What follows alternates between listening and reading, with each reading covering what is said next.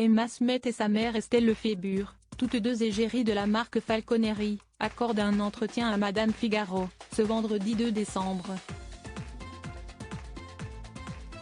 Le jeune mannequin et actrice se confie notamment sur l'éducation qu'elle a reçue de la part de sa mère.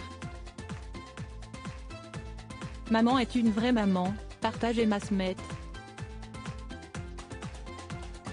Ni copine ni trop sévère, mais très complice. Elle a su mettre le curseur au bon endroit. Elle a toujours été protectrice sans vouloir m'étouffer. Elle m'a donné des conseils très précieux, dont un que je conserve dans ma tête: fais tout ce que tu fais avec sérieux sans te prendre au sérieux. Je crois que si est la devise la plus sage et la plus concrète que j'ai jamais reçue. Un entretien que mère et fille ont effectué en étant lascivement allongées, chacune dans un pyjama de soie bleue, le temps d'un shooting, écrit le magazine. Cette position nous est assez naturelle.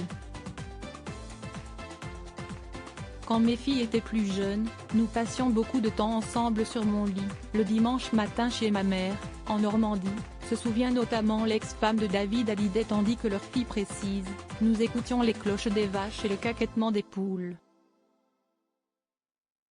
Là-bas, si est le bonheur, la nature, le calme. Plus tard, j'ai compris cette interview était également l'occasion pour Emma Smith d'expliquer dans quelle mesure les notoriétés de sa mère, de son père et de son grand-père, qui n'est autre que Johnny Hallyday, ont eu un impact sur son enfance.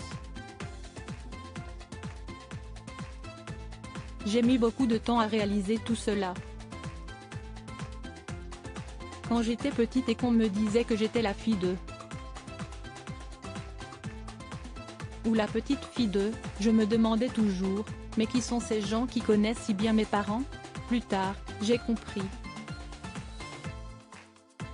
Mais rien n'a jamais altéré mes relations avec les membres de ma famille, qu'ils soient ou non célèbres, a-t-elle confié au magazine.